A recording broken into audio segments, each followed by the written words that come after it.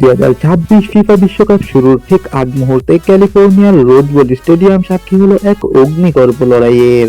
প্রীতি match হলেও মাঠের উত্তেজনার রূপ নিয়েছিল অফিসিয়াল ম্যাচের চেয়েও বেশি কিছুতে। সকারুসদের 1-0 ব্যবধানে হারিয়ে বিশ্বকাপের টিকিট পকেটে রাখা মেক্সিকো তুলে নিয়েছে এক দুর্দান্ত জয়। জোহান ভাস্কুয়েজের বুলেট হেডার থেকে শুরু করে ম্যাচের শেষ ভাগে দুই দলের খেলোয়াড়দের অল ইন মারামারি। কি ঘটেনি এই ম্যাচে, চলুন দেখে নেই এই হাই ভোল্টেজ ম্যাচের খুঁটিনাটি। ম্যাচের প্রথমার্ধে মাঠ জুড়ে রাজত্ব করেছে মেক্সিকো। প্রথম 45 মিনিটে প্রায় 75% বল পজিশন নিজেদের নিয়ন্ত্রণে রেখেছিল হাবিয়ের আগিরেসের শিষ্যরা। আক্রমণের এই ধারার ফল আসে ম্যাচের 28 মিনিটে। অ্যালেক্সিস ভেগার এক নিখুঁত কর্নার কিক থেকে বক্সে উড়ে আসা বলে দুর্দান্ত এক পাওয়ারফুল হেডারে বল জালে জড়ান মেক্সিকান ডিফেন্ডার জোহান ভাস্কুয়েজ। 1-0 পিছিয়ে পড়ার পর অস্ট্রেলিয়া ছন্দ ফিরে পেতে লড়াই করতে থাকে।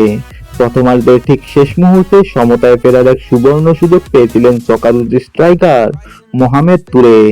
মেক্সিকান গোলরক্ষককে একা পেয়েও তার নেওয়া ওয়ান অন ওয়ান শটটি গোলপোস্টের সামান্য বাইরে দিয়ে চলে গেলে হতাশ হতে হয় অস্ট্রেলিয়াকে।